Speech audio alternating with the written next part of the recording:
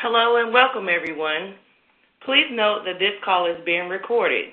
Your webinar will begin promptly at 12 p.m. Central, 1 p.m. Eastern Standard Time. Questions during the webinar may be asked by using the chat feature to the left. Listening to this webinar through your computer is strongly recommended. When doing so, make sure your volume is turned on and up. If you encounter any audio problems through your computer, make sure you also listen through a conference line by dialing 1-877-658-4437 and as listed on the screen. For this event, you will use conference code 455-46-13017. Please remember to press your mute button or star 6 to mute if you're using this option. Please stand by. We will begin shortly.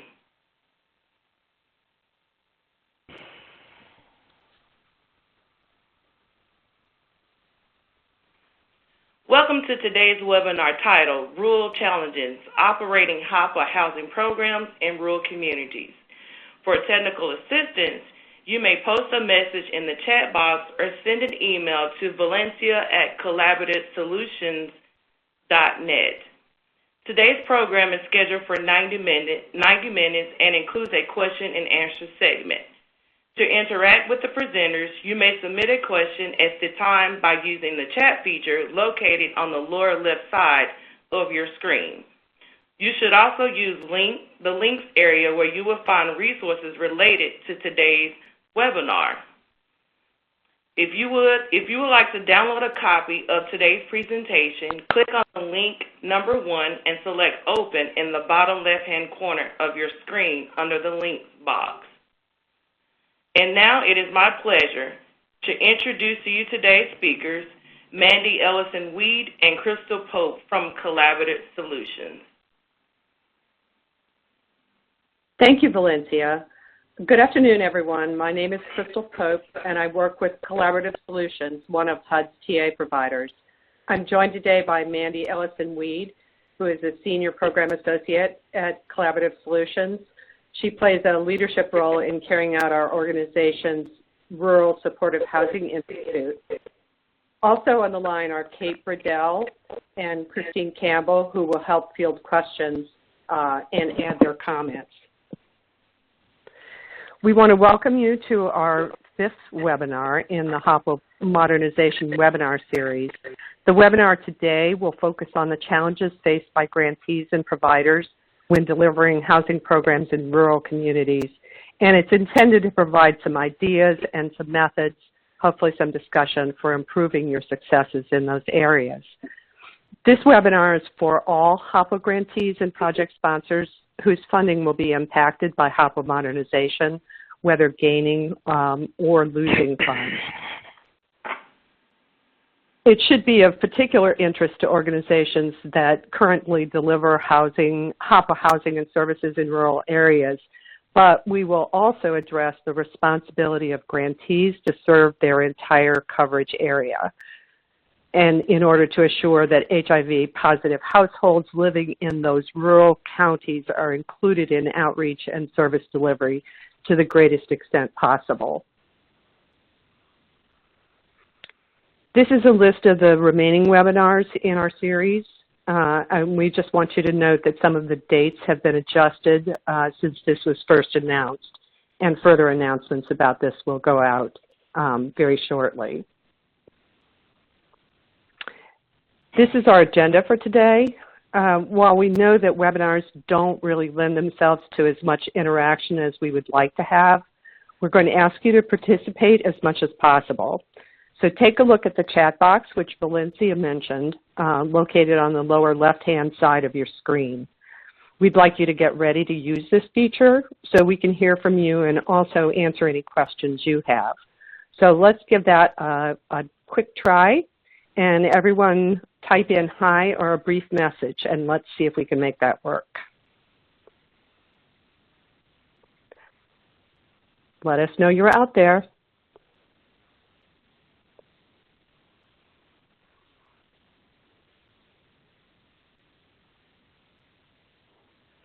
Okay, good. So keep this on your radar because we're going to ask several times during the presentation for you to enter answers or ideas. We also have a number of polls, and so don't stray too far from your keyboard.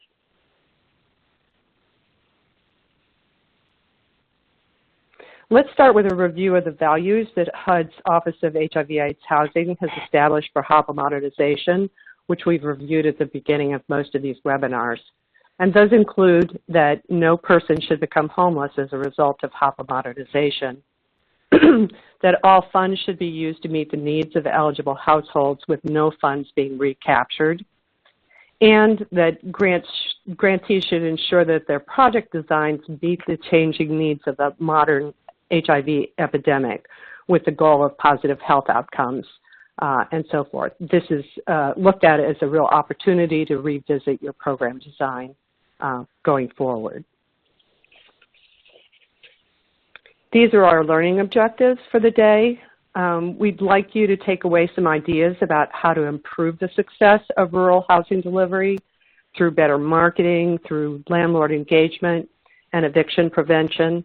And we also would like you to take a look at your overall program to make sure you're reaching all areas of your EMSA. One of the things that we want to emphasize during this webinar is the requirement HUD places on grantees to serve their EMSA, which is the eligible metropolitan statistical area that your HOPWA award is based on. Both city and state HOPWA grantees should pay close attention to those requirements when planning where and how your HOPWA services are delivered. So the regulatory language is included here, but we'll break it down a little further to talk about what that means for grantees. Based on the regulations, HOPWA awards are made to qualifying cities within EMSAs and eligible states. So the requirements are a little bit different for the two, and we'll look at that. So city grantees are required to serve eligible persons living anywhere within their respective EMSA, all of the counties that you are charged with covering. These grantees must reach all eligible people in those counties covered, and that requires some planning and outreach to make sure that it happens correctly. It's not really sufficient to have all housing and services in one location, such as the most populated city or town, unless you've got some measures in place to reach out to and serve those people who are living in the more remote county areas. So that's cities. For state grantees receive an allocation based on the HOPWA formula criteria in the areas of the state that are outside of any of these qualifying EMSA cities. So the state grantee should serve clients for the balance of state areas, although we want to point out that the regulations also allow states to carry out activities anywhere within the state, including within one of those qualifying EMSAs. For example, the state of Mississippi could decide that in addition to covering their balance of state areas, they'll also provide funding for services in Jackson, Mississippi, which receives its own HOPWA formula allocation. However, there's some cautions about this that you should be aware of. If a state decides to fund an area within an EMSA, then that decision really needs to be based on some data that shows a higher need for services in that area. And they should also be able to show that funding an EMSA provides the highest impact for persons throughout the state and will contribute to your overall success. So that's something, if there are any questions, people can talk with their HOPWA Mod TA providers about that. So what do those requirements really mean? In reality, assuring availability to all eligible persons throughout your EMSA may play out very differently depending upon what the needs are and what your resources are. The best possible scenario is that you would have HOPWA housing and services actively located in each area or county, with project sponsors funded in those counties and easily accessible to clients. Of course, we know that's not possible for every grantee, so there's some other ways that you can use to increase your reach. Some programs have addressed this by co-locating HOPWA staff in outlying agencies to assist with assessments and intake, such as having HOPWA office hours at a shelter, a mental health center, or a health facility that's located in some of those outlying areas. Other programs have collaborative agreements with outlying agencies to help optimize those referrals. This often takes the form of providing some ongoing education and networking with those agencies to make sure that the availability of the HOPWA assistance is known to all clients and that they can quickly be connected with the help they need. All grantees should consider having area-wide outreach plans to help assure that people throughout the area that they're covering are aware of the HOPWA program and how to apply. Again, states that choose to direct some of their funding toward a covered EMSA should be able to demonstrate the need in that area.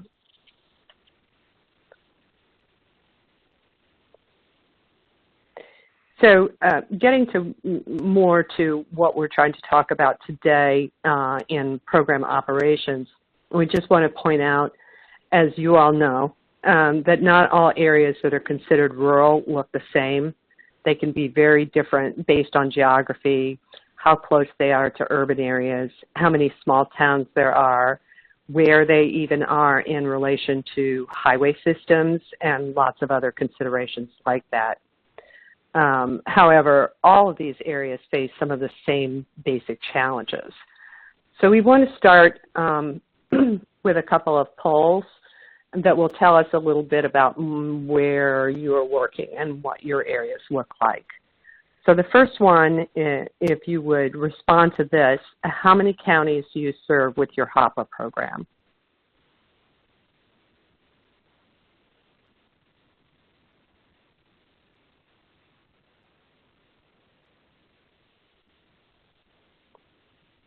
Okay.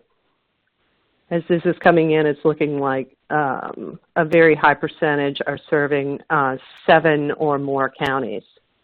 So that goes to how challenging it is to cover areas that broad. Let's go to the next poll. Hey, Crystal, just really quick, one of our participants mentioned that they have as many as 125 counties. Right, and that would I just wanted to point out that it's much more than the 7. Right, and thank you for that. And you'll see big differences between the number of counties served by state grantees. Clearly, we did not necessarily take that into account, and the city EMSAs. So thank you. So for this one, if you would enter, which of the responses best reflects the area you serve?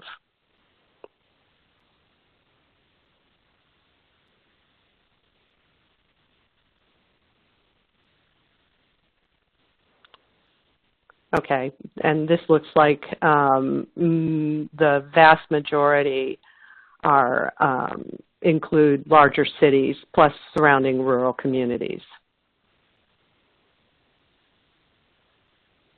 And smaller percentages down from that. Great. Thank you for that. Remember I said don't go too far away from your keyboard.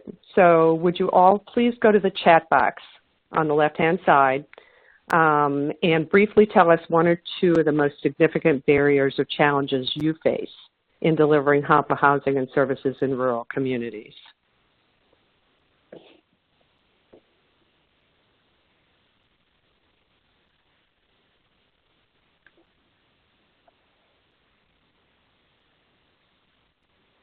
You have to actually click on the box in the screen and then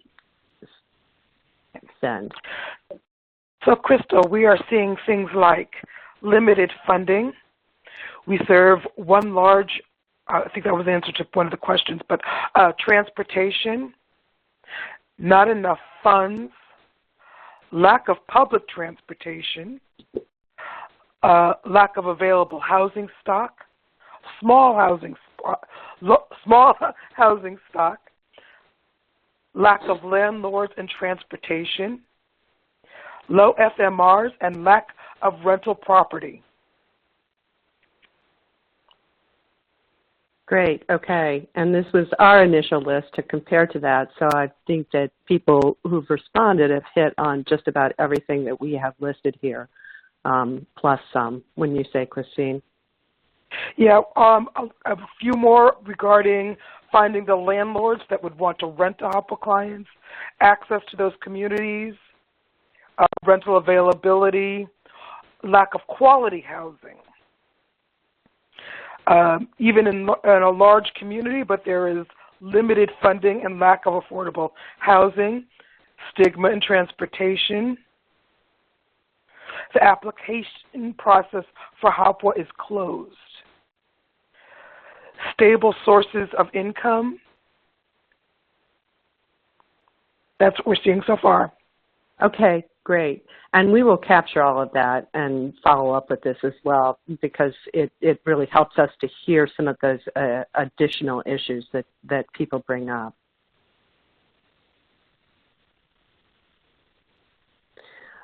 So let's try one more. What resources are most needed to effectively help clients in the rural areas you serve? What's lacking?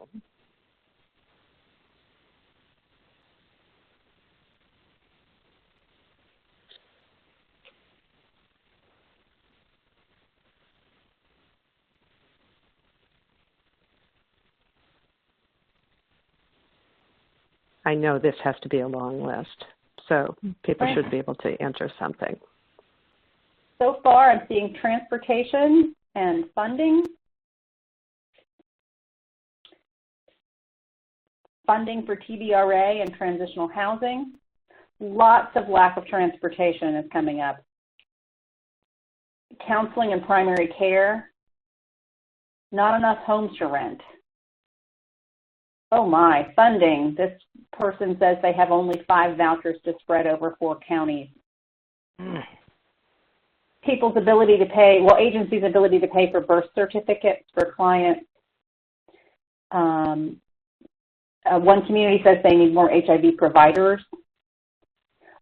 Rents that exceed the FMR.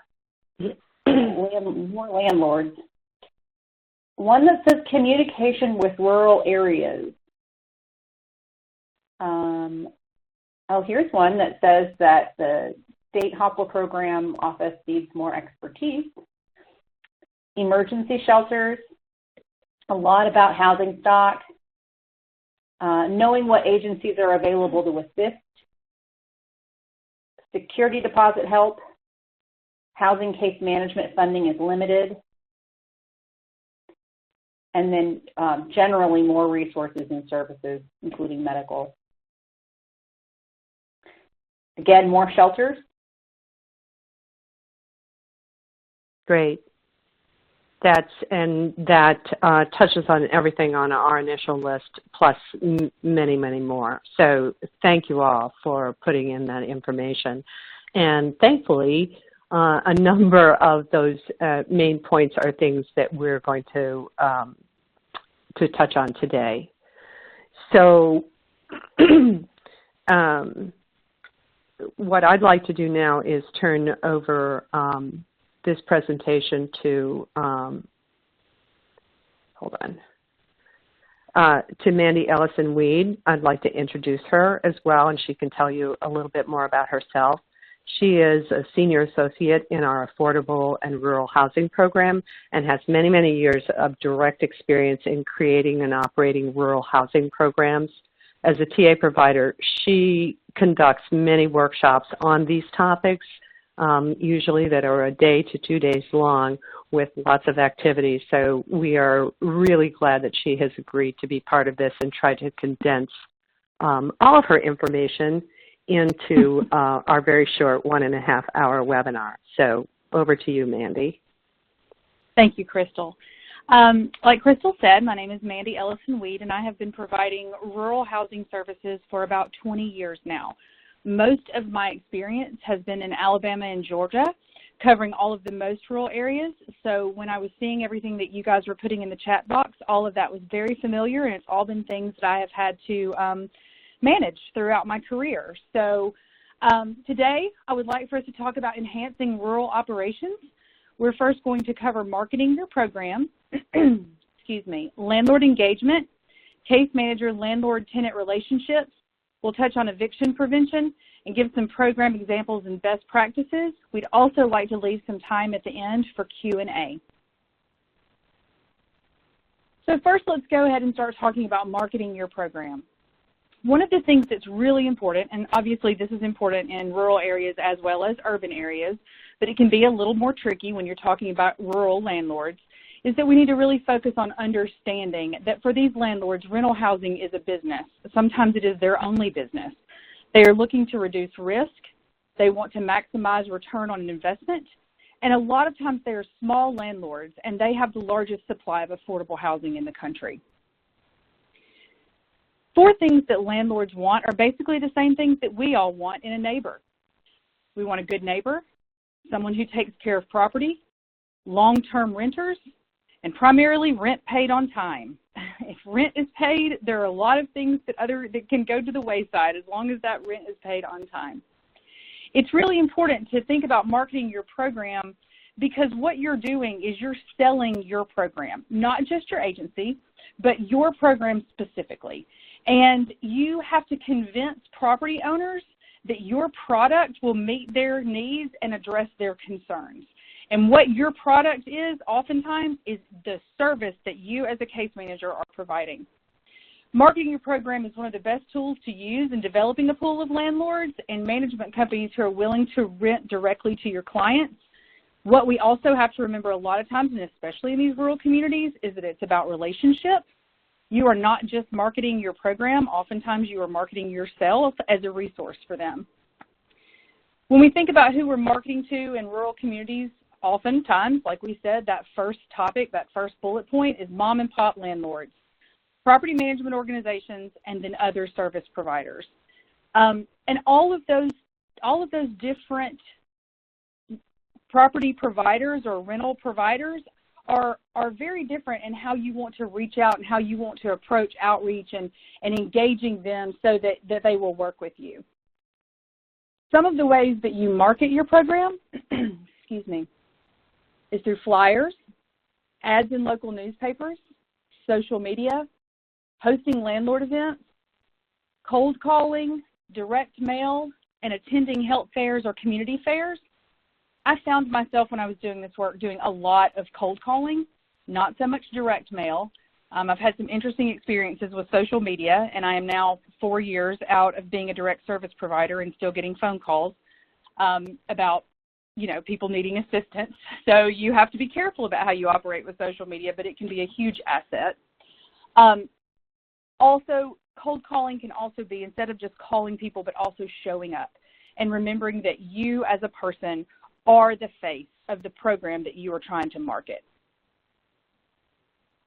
Some of the things that I have always kept in my marketing toolbox, or that I've heard from other people who are doing landlord engagement, sorry guys, I had a blank, is agency brochures and a program brochure specifically. You need a program brochure. That is going to simplify exactly what you're providing and not flood landlords with what your entire agency provides. They're not really concerned about that. What they're concerned about is what you and your program can provide for them. And that program brochure needs to be different than what you provide to your clients. Your landlords need to have different information than what you are providing for your clients. One-page informational handouts or fact sheets are definitely needed. It helps them remember that you're not just there trying to get something from them, but you're also wanting to give something to them, making sure that they know what's happening in their community and how they can be engaged and what all is provided, not just along your program or even your agency, but what all kinds of homelessness resources are available in their area. Letters that explain the program or agency are great to have, and client success stories or landlord success stories are huge. I have gotten landlords to work with me to write down a testimonial letter that they enjoyed and have enjoyed working with me, because that is a huge way to get other landlords to listen, is for them to know that you're working with landlords and that there are landlords who are satisfied with your program. So in the brochure for the landlord, you need specifics like starting out with what you're providing. So if you have a subsidy, you want to lead with your subsidy. If you're providing certain specific case management services, you want to list those case management services. You don't have to list in that brochure exactly, because we want to be really careful with confidentiality. You don't have to list specifically who you're providing services for, but what, if they agree to work with you, what you'll be providing for the tenants and for them as a part of that program. So what we have found is that in most cases, all of us are wearing multiple hats, and it usually falls on the case manager to be the one to engage landlords. You have to convince the landlords that they benefit from working with you and other supportive service providers, and we need to inform them of all of those benefits. And somebody mentioned exactly in the chat box that we shouldn't list HOPWA. You should not list HOPWA. That's correct. We don't ever want to cause any confidentiality issues for our clients. Units may be there. It's oftentimes about finding them and building relationships with landlords and property managers. I don't think I can say enough that is the biggest part of landlord in rural areas. It is huge. You showing up, you being the person who shows up over and over and over again, being honest about what you can provide and what all is going to be a part of the services you give is very important. Mandy, so could you say a little bit more about how you've gone about finding those units? Because it is true that in rural areas, they're just not as evident. That is true. You can't always just look online or look on Craigslist to find units in rural communities. And so, what I did is again, I was talking about how we all we're wearing multiple hats, oftentimes as a case manager. And so there would be times when I would be transporting clients to appointments, and I would take different routes home, because those mom and pop landlords are out there just sticking a for rent sign in the yard. They're not always advertising anywhere. They are, sticking a sign in the yard and hoping for the best. And so that was a huge way that I managed to find people who may only have one unit, or maybe they have 5 units. I would also work a lot with other supportive service providers, sometimes we would have supportive service provider meetings once a month in one of my counties, and I would go to those so that I could talk to other providers to see if they had gained any new housing, or if they were providing anything different, or knew of anyone who might be willing to take a voucher or work with any of our programs. So building those relationships. Also, I did a lot of what I call 5-minute mission moments, excuse me, where I would go to community meetings and also to communities of faith, to church meetings. I would ask the minister if I could have 5 minutes to speak to the congregation, and I would tell them a little bit about the program and what all we provided, just to let them know that there was assistance out there for people who were experiencing homelessness. And when I did that, I did find some landlords, and I also found some clients, or I found people who knew of clients. So the mission moments were huge. In small towns also, a lot of times your ministerial associations will get together, and they may meet casually, or it may be more formally. But even if you can figure out where that casual meeting is, because I have to say my dad was a rural minister and just retired last year, so I figured out that was a pretty good place to go, where the ministers were gathering, because they would oftentimes know of parishioners who had properties. And so they could hook me up with somebody who might be interested in renting. There were also times I would go to hardware stores and look at the big bulletin board, because a lot of small mom and pop groups landlords do all of their own maintenance. And so they would be going there to find different things, and I would put up a sign on that particular thing about how I was looking for landlords, and I would also go and look for units that might be for rent. Because, again, a lot of times they're not social media savvy, and they're not putting that information out there everywhere. Plus, like we've said, the stock is relatively low, so they've never really had to. They can usually find somebody to rent pretty quickly. Do you have anything you want to add to that, Crystal? I have another question that came in, and I do encourage people to, as you have questions going through the presentation, go ahead and put those in the chat box, and we'll answer them if we can. We have a question about how you address increasing rent costs, even if you have strong relationships with the landlords. Persistence.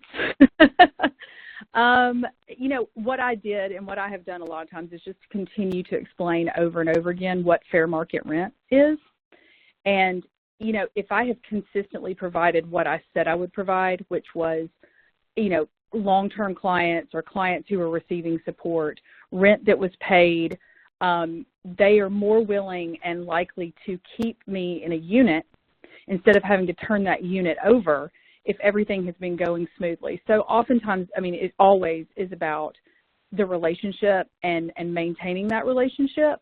And then there are also times that, you know, I won't lie, there are times when they're going to decide to renovate their entire property or whatever, and you're going to have to find other units. But having those relationships and really talking through and explaining what FMR is, a lot of times I work to kind of tweak people's emotions on that, like, you know, keeping this person stably housed helps us keep homelessness down in this community. Could you give me another year? Let's talk about it for another year. And so I might not could get somebody to agree long term, but, you know, I was willing to have a conversation and try to figure out some compromise while also just continuing to explain what was possible in that community. Like, okay, you might could get $50 more, or you might could get $100 more a month, but you also might could get an eviction issue that you're going to have to deal with. And in this situation, you've got somebody who's pretty steadily and stably housed.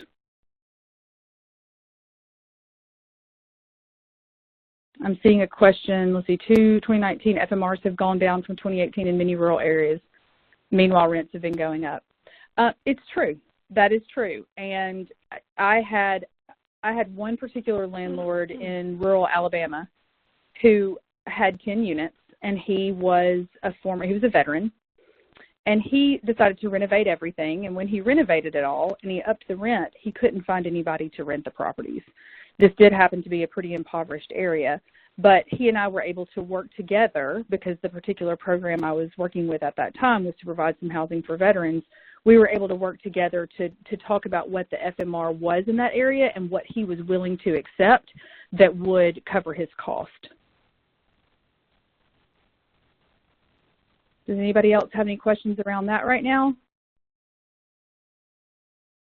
Great. I think we're okay so far. Thanks. So if we're talking about landlord engagement, sorry, I'm seeing some more questions, guys. I'm trying to keep up. Let's see, is the only housing program? That's a really good question because of the confidentiality issue, Adam. You don't tell them that that's the only program that your agency operates.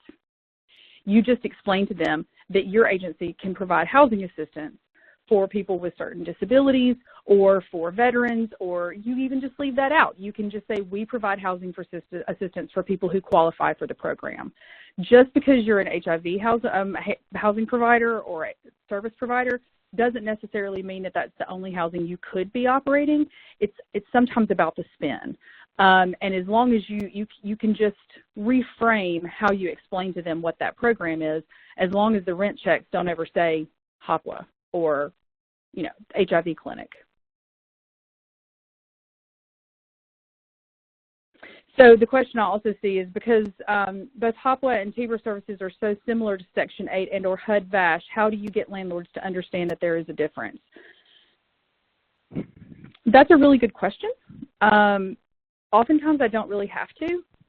More of an issue is when they don't want to accept Section 8 or any type of vouchers. So just explaining to them that this is another program that just provides assistance for people who meet the criteria.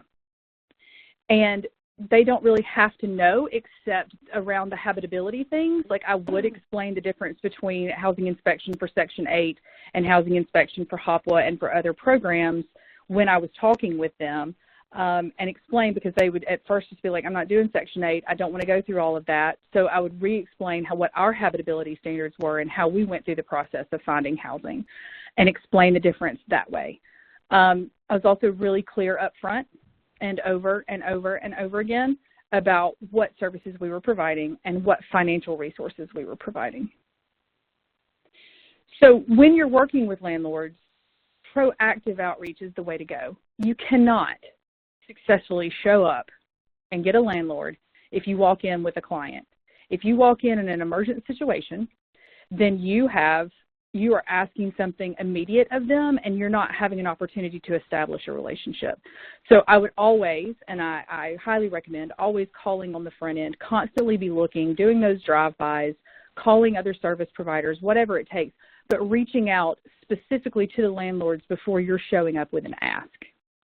It's really important to be patient and persistent. I've joked about this a lot of times, but I used food. A lot of times if I had a way that I could show up, even if it was with a bag of candy, whatever I had found that was on sale or it was discounted, and I'm not telling anyone to spend your own money, I'm just saying this is something that I did a few times. Food always seemed to work. I also had one time this super grumpy admin front desk person, and I knew that the property manager, was in his office because I could hear his television, but she would tell me all the time that he wasn't there. And finally one day I walked in, and I happened to have been the Girl Scout mom that year, and I had a whole lot of Girl Scout cookies. So I walked in and I gave her some Girl Scout cookies, and she looked at me for the first time and she smiled, and she said, "You're just not going to go away, are you?" And I was like, I'm not. I really need this housing, and I happen to have driven by the complex, and I know you got empty units. And so it really just took that patience and persistence and honestly just being as nice as I possibly could every time I went in there. The next bullet is no fair housing law. What I will say about that is I'm not a lawyer, and I never pretend to be. I know the basics of fair housing law. I know how to explain it. I know who to tell people to call to understand more housing law, fair housing law, and I understand enough to be talking with a landlord to say, and always kindly, if possible, what you're doing may not be legal. Let's look at how we can better protect you in a situation. We need to always remember that they're business owners and that renting housing is their livelihood. And that's even more important in rural communities where you may have some big renting agencies, but you often have, just like I said before, those landlords who have 5 or 6 units to rent. When I worked with landlords, what I really just reminded myself over and over is to not focus on the negative, not get pulled into any negative conversations or preconceived notions they may have about subsidies or people who apply for subsidies, and just constantly redirect it to how I could be helpful and how I could best respond to their needs. So we talked a little earlier about how working with landlords, understanding their priorities, that they want the rent payments, they want things to be, the apartments or the units to be maintained, peaceful community, keeping units filled, and assistance with tenant issues. Let's see, we have low volume landlords who really resent us having to 1099 them to the IRS. They refuse to rent to our clients. I have dealt with that also. And I don't have any magic there, except that I would just continue to tell them kind of over and over again, but you're going to have a full unit. And you could rent to anyone. You could rent to anyone, that's true, but they wouldn't have a case manager. And in this particular situation, you have a support team of people who are really wanting to keep this person housed, and you're going to be consistently getting your rent paid. And there were some that, you're right, they would refuse to rent to our clients. I couldn't turn everyone, but I tried by just respinning all of that information, just constantly changing it to the positive so that it was solution-based and not so much about the negatives that they had to go through. One of the things that landlords don't even realize that they need is appropriate program education, telling them about available services, knowledge of tenancy expectations, positive experiences with other landlords. Sometimes something as simple as this is what a valid lease looks like. Would you like for me to help you find a draft of a lease? Or do you have rules and regulations for your program? Oh, you don't? Well, I have some examples of things that you can use here. Just various ways that I could work with them to let them know that I had other things. And also, I knew of other resources in the community that could help the tenants, but also could help the landlord's family or someone else that was having an issue in that community. That's a good question, Jacqueline. The question is that because there is the term AIDS or HIV in the organization name on the 1099, or because it's extra paperwork they have to do? When I was doing a lot of that, I didn't have the term HIV or AIDS in the organization name or on the paperwork.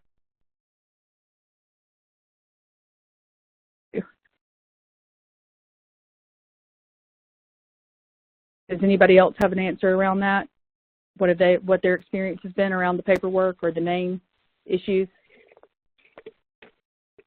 Well, I mean, that can go both ways, and the 1099 is the big glitch with disclosure. It really is, and it's something that we've struggled with as people have changed the names of their organizations or doing business as, or using a very generic term for the program. The 1099 is always going to come back in the legal name of the organization.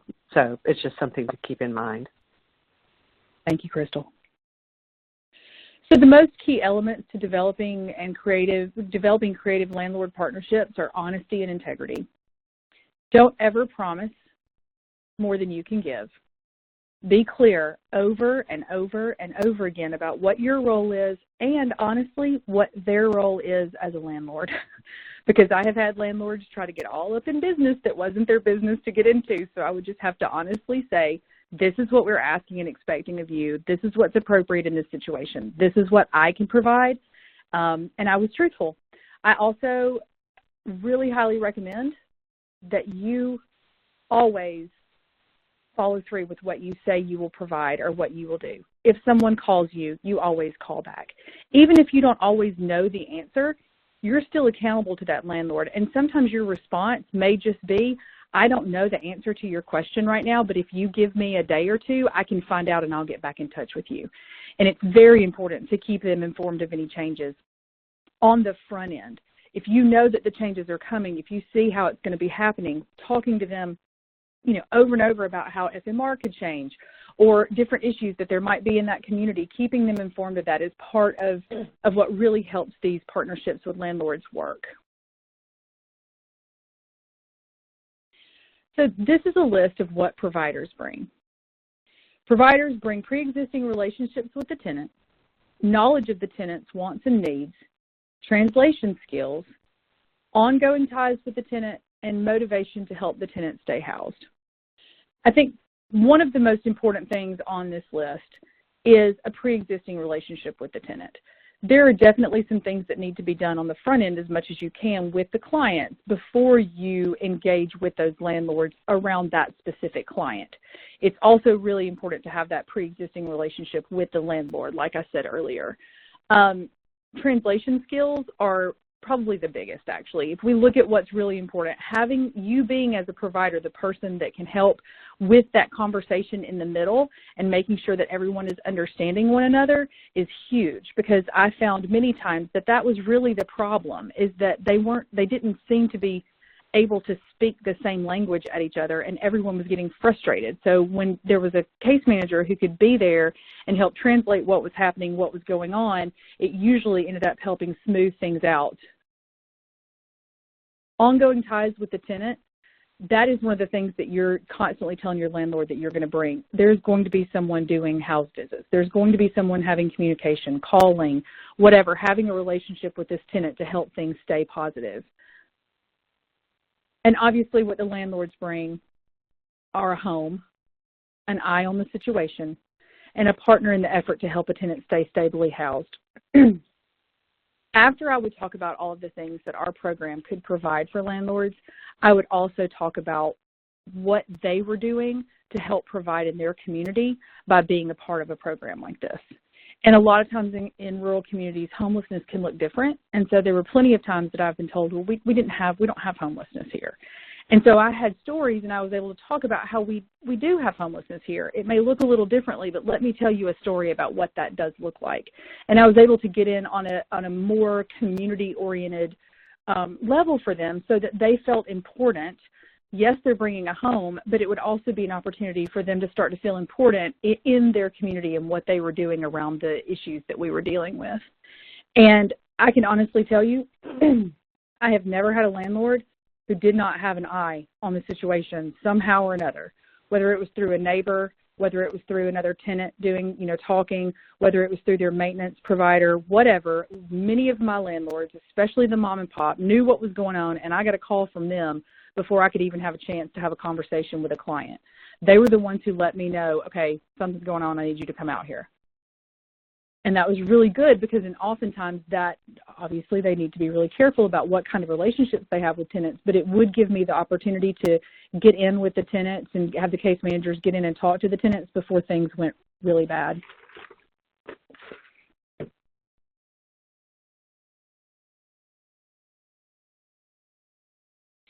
So next we're going to talk about the case manager landlord-tenant relationships. The case manager's role really is a make or break relationship. It is a relationship with the participant. It's also a relationship with the landlord. Knowledge of what the participant's wants and needs are is huge because, you have hopefully worked with your clients and they have a housing case plan or a way that they want things to go throughout, and so you be aware of those things and keep things moving forward when you are working on those translation skills and talking with the landlords. So the relationship between the landlord or the property manager and ongoing supportive services to the tenant is the foundation of helping clients maintain their tenancy.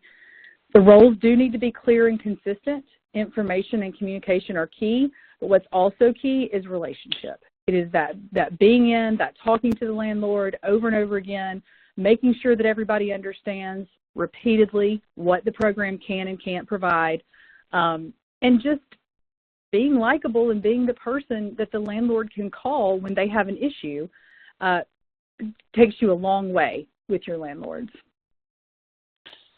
Crystal, do you have anything that you want to add around the coordinating case management and housing?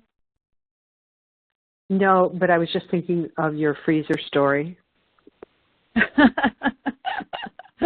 I can tell the freezer story. Okay. When you're doing case management and you move someone into a unit, you're helping them move in, they're excited, they're just happy to be getting a place to live. They're not really focusing on everything that you have to say in that moment. They're thinking, get in, get myself housed, I'm here, here's my key, let's go.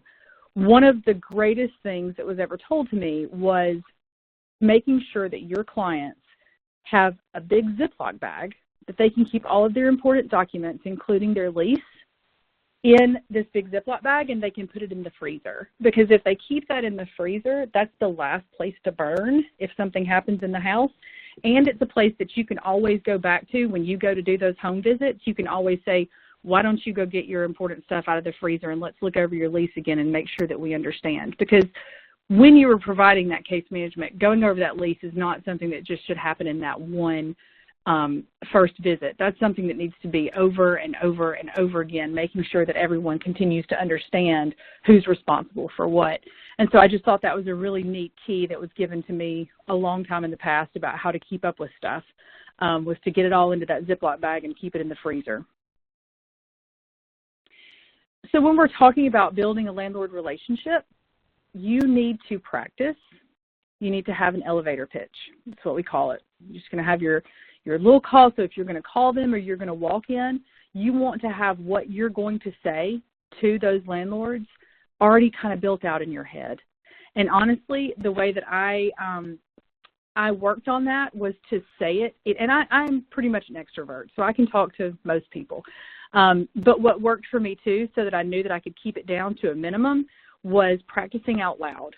And now I still practice out loud on some things because I have a 15-year-old, and I promise you there is no harder audience to stand in front of and pitch something to than a 15-year-old girl.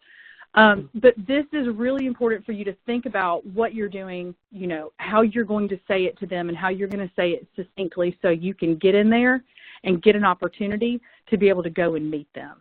So let's say your elevator pitch is something that you're going to do on the phone where you're calling people over and over. You want to get that out there, get them the information, those 2 key benefits that you'll provide, and what you want to ask of them for their next step. Usually the ask needs to be, could I come by and meet with you and talk about this a little further? Because it's really, really important for them to be able to have a face to put with the program. So here we have a flood the chat box about case manager responsibilities.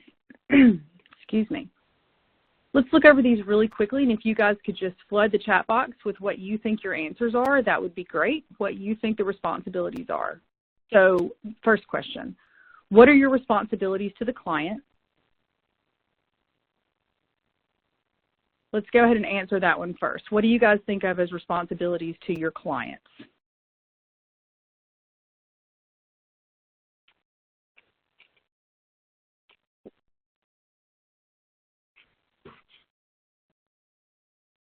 Have we got anything? Yes. Confidentiality.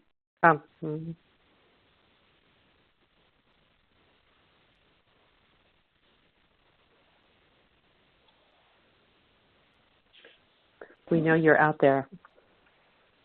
So there, I there's think more. Yeah, we are. Kate, you Yep. Be available to them. Provide them with safety, decent housing, confidentiality, and consistency. Education and housing assistance. Explain the program and what the client should expect from the program. Provide the client with the tools necessary to live independently. Persistence. That's a pretty good one. Assess the client needs. Responsive to their calls. Provide them with fair services. Protect them as far as confidentiality, and make sure that we do everything and be accessible. Make sure they are involved with their housing plan. Somebody else said make sure a housing plan is in place. Put them in touch with additional resources. Be their housing advocate, a go-between between the client and the landlord. Again, advocacy. Know the landlord-tenant rights or can make good referrals. Assure clean, safe housing. Be there for difficult negotiations with landlords, especially when landlord does not respond to their repair requests. We got a lot of really good ones here. Let's see. Make sure they understand the importance of paying their tenant portion on time to prevent fees.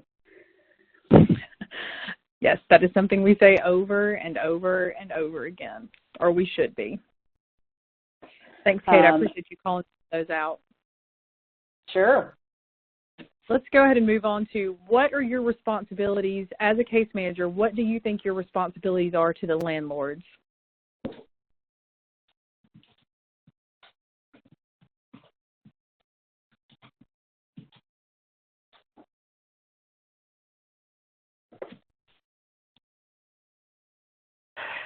So we are saying things like be responsive, make sure that they understand every step of the way, meet them where they are, and teach them appropriate advocacy. Oh, that was probably part to the client. Under promise and over deliver. I love that one. Thank you, Marie. Yeah, pay rents on time. Ensure pay rents on time. Deliver your promises. Assure that they will be paid on time. Explain the program in detail. Educate and trust building relationships. Clear communication if there is a delay in payments. Inform the landlord of any changes. Make sure that they get the agency's portion of the rent. Communicate with them. Fully explaining the program, and most importantly, FMR. Give kudos. Respond quickly. Yes. Respond quickly to their concerns. Honesty, integrity. Remember, they are a business. On-time payment, assistance with client. Honesty and transparency. ensuring the tenant understands their responsibilities and being responsive to the needs of both tenant and landlord. Provide follow-up calls to check in, inform them of their rights. Yes. And responsibilities. Thank you, Christine. So what I think we can see when we're looking at these two particular questions, your responsibilities to your client and your responsibilities to your landlord are oftentimes very much the same. They are, like everyone just touched on all of them, it's making sure that everyone understands their rights and their roles and their responsibilities. It's making sure that you are honest and that you are moving forward. And I think it was Marie maybe touched on giving kudos. I cannot tell you how much this is true. There are times when you do a landlord event or when you even just go and see a landlord, when showing up with anything that is a thank you note or a handwritten thank you note often works really well to send them something that says, hey, I just want to say thank you for the work that you're doing with us. I will tell you that I love to get a trophy. I'm sitting in my office and I have a few little trophies sitting around that people have done as part of projects and programs that I've been a part of in the past. Everybody loves a certificate or a trophy, not because so much of what it is, but because it's someone acknowledging that they're doing good work.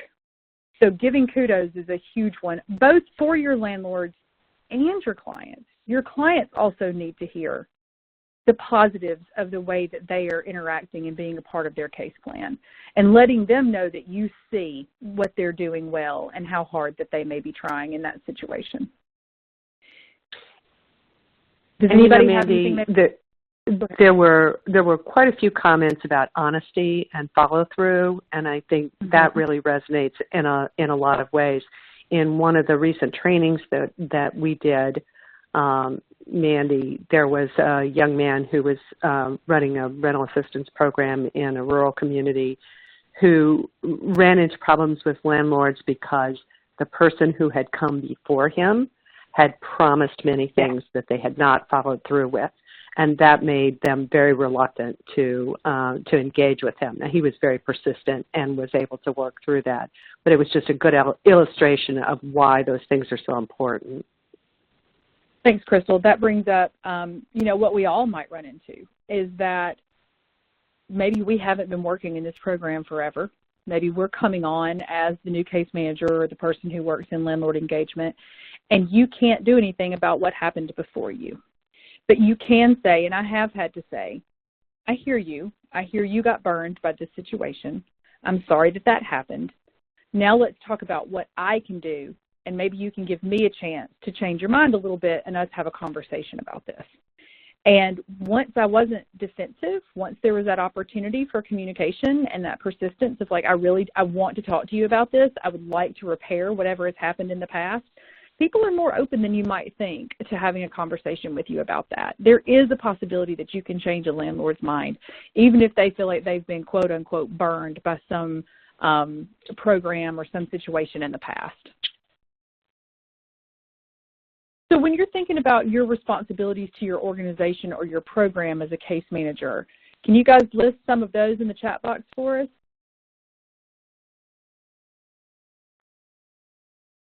Reporting, that's a huge one, yes. Representation, definitely. You are the face in a lot of these situations. You're the face of the agency.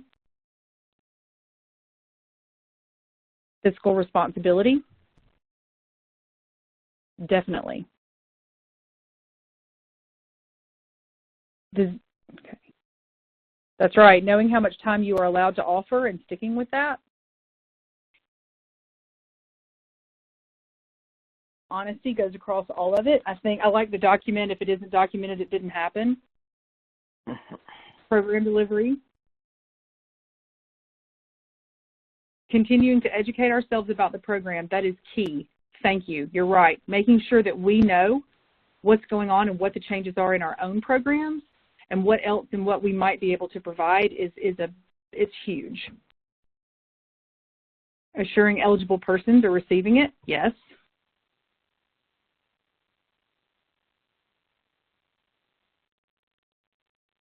So one that I don't think I see yet, be available and responsive, that, yes, thank you. So one I haven't seen yet that is just, to me, really important is making sure that not just through your documentation, but definitely through your documentation, that if you leave this program, that the next person who takes your role is going to be able to pick up with your clients and your landlords and continue having that program in your agency move forward successfully. So kind of if you're in a situation, because we all, you know, oftentimes leave jobs, move to other jobs, it's our responsibility to our organization to make sure that we have a good exit strategy, that we have a plan, and that we've done everything we can to provide what's needed for the next person who's going to be running or who's going to be doing that position. A succession plan. Thank you, Bob. Crystal, do you have any that you might want to add to the responsibilities to your organization or program? Or Kate, Christine? I think it's just important, and people have pointed that out, that you are the face of the agency, and that's very meaningful in lots of ways. Yes. As well as you know, letting the agency know and your supervisors know about anything that's going on, because there should never be any surprises there. Exactly. Also, when we're talking about people working out in the community the way we are with these kinds of programs, and this stands true in urban areas, obviously, as well as anywhere else, is safety of staff is the most important thing. And safety of your clients is very important, too. So all of those things become agency issues and agency policy issues, you know, that help the program be strong and safe. Exactly. And I think a huge one, too, is to remember and always keep in focus your agency's mission and vision, and realize that you are out there representing that mission and vision over and over. Every time you leave the office, every time you have a phone call with whether it's a client or a landlord or another supportive service provider, you want to make sure that you're the best representation for your agency that you can possibly be. Does anyone add any more? Thanks, Scott. I really appreciate you doing so well with the Flood the Chat box. This has been fun. So one of the most important things to remember, this goes back to those translation skills. You're the bridge between the landlord and the property manager. Between the landlord or property manager and a potential tenant. You are that person in the middle that can kind of make or break something. Yes, our clients can definitely make or break things themselves, but when we're talking about that front end and what you can do to manage when there are problems and concerns, if you're not doing the things if you're not being honest and having integrity and working well with your landlords, they're going to be much more likely to not lease to you again or be more difficult to work with.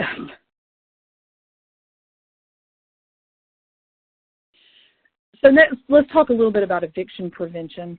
These are some reasons for eviction. Go ahead, Crystal, what you got?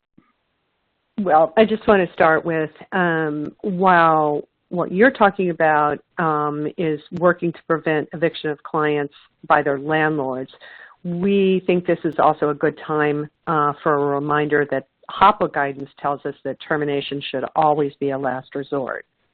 To happen only under the most severe of circumstances. So whether we're talking about termination from a program, such as TBRA, or eviction from a unit by the landlord, many of the agency and case manager responsibilities are very similar, right? And right. The end result is that you want the client to remain stable in the program and in appropriate housing, you know, with a valid lease. So that's just kind of a reminder up front. And the bottom line is to help in preventing eviction through good information and exchange of information. It's all of the things that people have brought up so far, or many of them, especially in relation to clients, is sharing information with them and helping teach them and model for them what being a good tenant is like, which sometimes takes on, a lot of different forms, from helping with house cleaning to understanding the lease, to understanding how best to interact with neighbors, which people may not have done before. Right. So all of those things, I think, are true. But what plays into this sometimes is not just the lease, but also when we have clients that push the boundaries or have some really big difficulties with adjusting, then it can become a program termination question. So I just throw that out there in addition to what you're covering. Thank you, Crystal. And that actually takes me back. Thank you for the reminder on this. One of the things that you are also, as a bridge between your landlord and your tenants, is that, we understand that sometimes things are not going well, whether for whatever reason. Maybe something has happened and the landlord has decided that they're going to evict, or maybe the client has, had some major problems and is causing issues in that, in that particular unit. It's really important to remember that it is also our responsibility to be that person who helps things end well. It doesn't always have to end in eviction or program termination. If we have that person in the middle, or if we can be that person in the middle that just can have an open conversation. This is obviously not going well. I hear that you haven't gotten rent in 6 months or whatever the situation is. Can you give me 30 days? Can you give me 45 days? Whatever you think that you can get from that landlord to help your client not end up with an eviction on their record and be able to keep that landlord so he would be willing to work with you again. As long as you're honest about what you can provide in that is a key part of that relationship to have with a landlord. I've had landlords who wanted to evict my clients and who were determined that that's what they were going to do. And because I would call weekly and check in with the landlord just like I checked in with my clients, I was able to say, can you give us just a few days? Give me a few days, and I would add in that thing so that we don't return somebody to homelessness. I understand that this situation is not working. Can we work to figure out a better solution than eviction?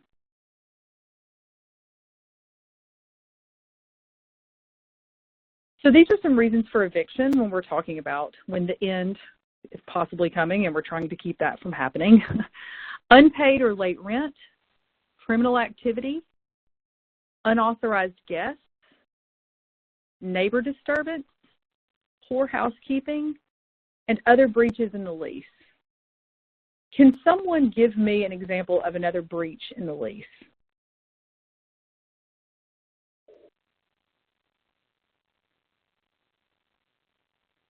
Any other reason that you can think of for eviction?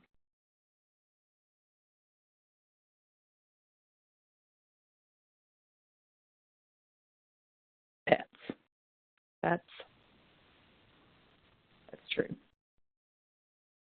Yes, thank you. Having the utilities being cut off. Pets. Having pets. Mm-hmm. Property damage, that's right. Running a business out of your home that might not be authorized. Domestic issues, yes.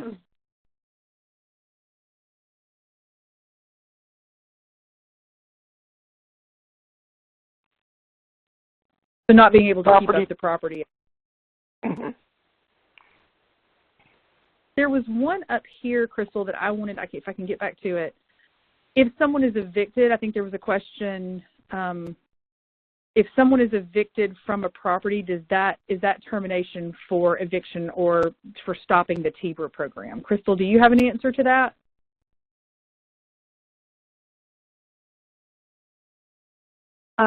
Well, that's a more complicated kind of thing. Sure. I'm trying to read it right now, but so that's even if the landlord does not evict and the tenant refuses to pay their portion of the rent, are we allowed to terminate their assistance? Well, I would suggest that there are hopefully better ways than terminating their assistance. and that it becomes a case management issue, and looking back at budgeting and trying to come up with something other than terminating them to help this move forward, with a repayment plan, and something that will allow them to stay in the housing but make sure that those payments are being made. There's no one simple answer to that. But what we're in the business of with permanent housing such as this is trying to keep people in that housing and working with them as much as possible to make sure that they stay stable. And that's not always an easy thing. There was also a question of, is an eviction grounds for termination from the TBRA program? Oh, if a landlord eviction? Well, yes. No. I mean, that is not. It depends upon the circumstances, of course. That's something that the program would have to look at. That does not automatically in any way terminate you from the TBRA program. The program would obviously then be working with that person to find another unit and find an appropriate place for them to be. But those two are very separate. Thank you, Crystal. Another one, long-term absence from the unit that's unreported. I think the key there is unreported. There are oftentimes when we can have some flexibility if we have something going on with a client, but it definitely needs to be something that's being communicated about. I see a question.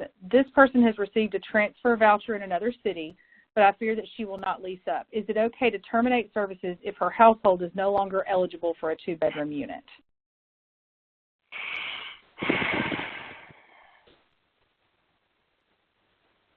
Crystal, do you happen to know a specific or more specific? I would suggest that there's probably more to this than we can discuss on this webinar. So for this or anything else that may not get answered, I mean, please, folks, put your questions into the HOPWA AAQ through the HUD exchange, and we will work with you to get complete answers. Thank you, Crystal. Sure. So we're back here to case management responsibilities around eviction prevention. We want to make sure that we help our clients understand their rights and responsibilities in relation to eviction and their lease. And that is not something that you say to your clients once. That is something that we continue to communicate over and over and over again and remind them during our home visits when possible what could lead to eviction, especially if we see that there are starting to be problems that arise. But even in just a regular conversation or meeting with your clients, reminding them of their rights and responsibilities is definitely part of your responsibility. Providing clients with possible housing options to keep clients from re-entering into homelessness. This is what I touched on a few minutes ago about, if you can be that bridge, you can be working with your client and your landlord to see where else you could possibly help someone find housing if the housing that they're currently in is not working for them. Advocating for tenants with landlords for fair treatment during the eviction process. Yes, it is definitely one of our jobs to advocate for our tenants in any part of this as a part of the case manager relationship that we have. So let me add one other thing here about, and we know that some programs have put in place flex funding or mitigation funding. That's not something that we can pay for with HOPWA, but very often people use other unrestricted funding to put together a pot of money that can be used to help with those damage situations where people, may be kicked out because of damages they've done to the apartment. We frequently get questions about how can we pay for this? How can this be covered? So just having something like that, if an agency is able to put something like that together, you might be able to offer for difficult situations, double deposits, or dealing with repair kinds of things. Thanks, Crystal. Is that something you found helpful? For me personally, when I was using, did I ever use mitigation funds? I will be honest, back at the time that I was doing this, I didn't really have an opportunity to use mitigation funds, but I have heard, as we've been doing these trainings, all over the country, that there are agencies who have had a lot of success with those programs, and what they've realized is that when they had that to offer to a landlord, they very often, most often, did not have to access those funds. For whatever reason, just knowing that that money was there really kind of smoothed over certain situations. And yes, there were times when they might have had to use a little bit of it, but offering that double deposit for a client who's been hard to house or whatever the situation may have been, it would happen on that end more with the double deposit maybe, or with some other, saying that we have this assistance to provide for you, but not a lot of agencies reported to us that they actually accessed that money or used it with landlords on a regular basis. It was just, I think, a nice cushion for landlords to know that it was there, and also for the agency to be able to cover when there were damages or, like we said before, clients who might have been harder to help find housing. Right, and we'd love to hear if people have done that and whether that's been successful. So I would just say before we move on to the next section that some of this seems like very basic information and basic case management, but I think just like we look at rental assistance programs under Hapa as being more than a voucher, and having a program philosophy behind that, and a whole set of services. The same thing is true with TVRA units, that it's really more than having a list. Unfortunately, it's not that easy to find affordable housing or appropriate units, whether it's in rural areas or urban ones. But in some settings, we can have more of an ongoing list of landlords where in more challenging outlying areas and rural communities, it appears to take much more to be able to generate that ongoing list of places that you can access. So I see a question about where do mitigation funds come from. What has been reported to me when we've been doing trainings before is that some people have done it through crowdsourcing. Some agencies have done it through private foundation money. There was one agency that I talked with that became a fundraiser for a certain community of faith in their area. I think there are a lot of creative ways, and there were also some states that had set up mitigation funds that people were able to access. So, Crystal, I'm going to go ahead and turn over the leader back to you here when we're talking about tenant rights. And then I think we have about 15 minutes until we close. So, right. Let's see. Okay. There we go. Okay, so what we want to do is swing back around to some of the initial barriers that we talked about. And while we know that what was presented today will not give you information to resolve all of those barriers, we wanted to revisit that, and Mandi and I, plus Christine and Kate, they have something to add. We're just going to walk through these with a few thoughts. So, and we would certainly during this like to hear from you. So we're going to watch the chat box as well. Transportation and covering large remote areas is obviously one of the big roadblocks here. One of the things I want to point out at the very end of the presentation, we have a few resources listed. And one of them is a toolkit or a set of tools on rural transportation from the Rural Health Information Hub. This is really a health-focused organization, and some of the ideas that they have, I think, may require more partners than just HOPWA, but that speaks to, wanting to do more collaborative work within communities.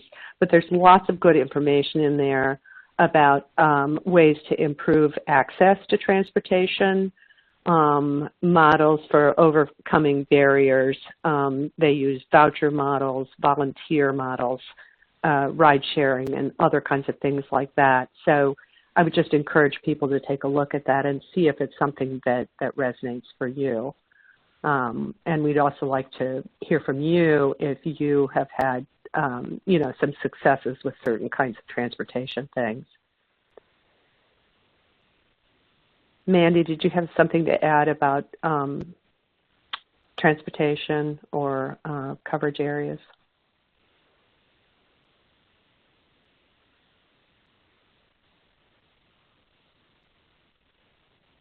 Did you go on mute?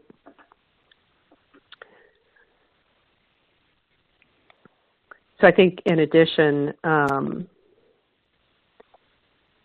the importance of doing home visits, which I think most people have pretty much accepted in rental programs, should be emphasized. And when you're doing large coverage areas, that means, a lot of planning and division of labor and so forth. I'm sorry, Crystal. For some reason, it would not let me unmute. I apologize for that. Yeah, no problem. I was just sitting here pushing the button over and over. For transportation, one of the things that I did, it took a lot more planning. You do have to think about things in terms of, how many clients can you see in one area while you're there. And then also, we kind of lucked into some local churches who were willing to help with some transportation. And so there were ways to reach out. That really made that first time it happened, a church reached out to me. And then after that, I started to reaching out to other churches just to see if they were willing to help with medical appointments or taking people to grocery stores or, whatever the needs might be, and had some reasonable success with that. Okay, great. How about lack of rental housing stock and lack of engaged landlords? I mean, I think we've really, Mandi, you've really touched on the whole landlord engagement information about marketing the program and so forth. But it is really, and I've heard this a lot recently from grantees that we've been talking to, is just a lack of rental housing available. So I think that the kinds of things that Mandi has pointed out in this presentation is to be able to find things that are not as evident, and also to generate those relationships that will let you access it. But there are other options related to development, and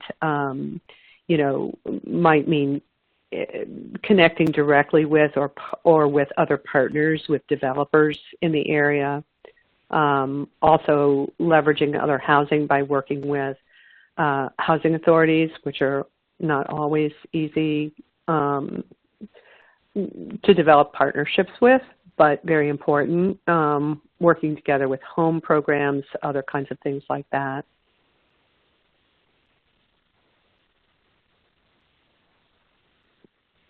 Any other things you can think of, Mandi or Christine or Kate? So this is more of a long-term strategy, but I know that several communities are looking at how they can partner from development on in terms of mixed-use housing being part of those packages, and so that we're actually creating more housing stock in some of these communities. So I think not only do we have to look short-term, but we also have to look long-term and how we're working within our communities and the communities themselves addressing some of their housing issues. Great, thank you. So one of the additional things that comes up frequently is the substandard housing that we see people in, and that happens anywhere, whether it's urban or rural. But it is something that we run into a lot with trailers and other kinds of housing that may be not in the best condition in rural areas. I know that we've seen some successes in getting church groups in those areas to help with repairs, especially with smaller kinds of things, adding ramps and so forth. Also looking into homeowner repair programs in your area, And Mandi and the rest of you may have some additional things, but I think that, bottom line here is that we have to be careful about not continuing to use HUD funds to keep people in seriously substandard housing. So being aware of whether it meets HOPWA habitability might not be absolutely the greatest housing, but it does have to meet those HOPWA habitability standards, or you can't have people staying long-term in that housing. Right. Maintaining confidentiality, I would say, the usual cautions, and we saw a lot of you all put things in the chat box about ways that you keep HIV or HOPWA out of the mix in the information that you share within the community and with other people. Sometimes there's a particular rural telegraph about personal information that happens, and so you're just using some skill in those conversations. Mandi, I know you've run into this a lot when people really push for information. I have, and I mean, throughout my career, I did a couple of different things. I was an outreach worker. I did HIV education. I worked for an HIV clinic for about 12 or 13 years. And honestly, because of these small communities and how much I was in the communities, I did in some ways start getting called the AIDS lady. I was the one who showed up to hand out condoms at health fairs and to talk to people about the health information around HIV. But the way that I did when I started doing more housing, the way I did change or shift that for me was just saying, and for my reputation as a representative of the agency, was just to say that, anybody can apply for funds to help people, for subsidy funds to help people maintain stable housing. And so just because an agency is an HIV, clinic or is recognized as that, doesn't mean that that's the only type of funding that they could have applied for. And so I would just continue to turn it back around to that, so it didn't always necessarily mean that this was just money for people who had HIV and AIDS. Great. Thank you. And the last one is improving access to health and mental health care, which is an ongoing case management challenge. And I think that's, we don't have a lot of time left to discuss any of that, but I think the things that have been pointed out to us and in our practice is to make sure that assessments are included related to their need, to clients' need for these services, and kind of keeping an ongoing eye to that and what kind of connections are being made. And checking up during visits on whether they're taking their meds, or how the meds are working for them as a regular part of your check-in is something that can go a long way to making sure that health issues or mental health issues are caught early on.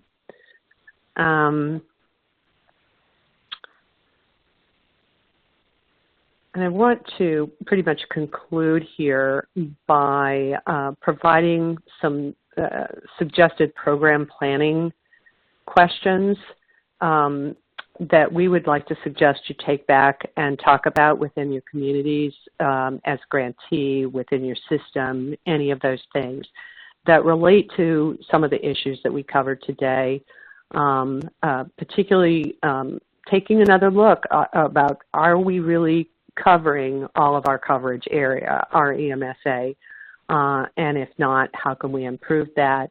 There are a number of things that the answer to that question may lead you to discuss about the need for additional strategic partners, whether you're doing an appropriate level of outreach and marketing of your program, because really you want to make sure that everybody within that coverage area has equal access and has knowledge of the program.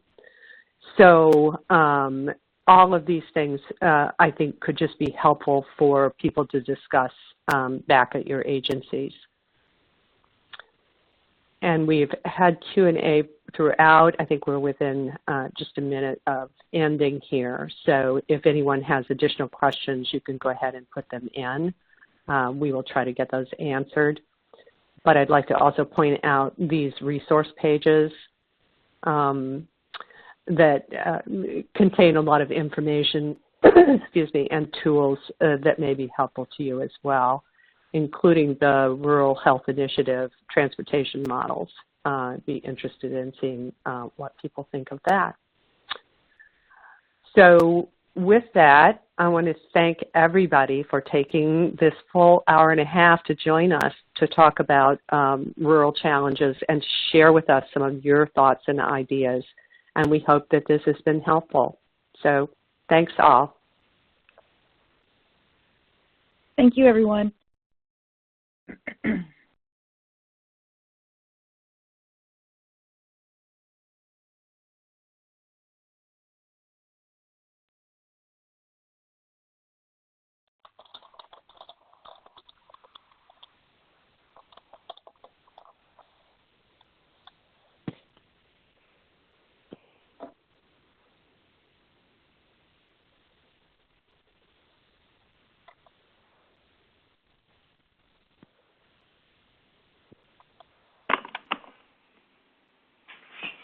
To access today's webinar, please visit your link box by clicking on the number 1 button, Rural Challenges for Operating Hapa Housing Programs. Hit open and you can download the slides directly from there. We will also send out an email that will include instructions and the link from today's webinar. Thank you guys for joining us, and we look forward to seeing you in the new year.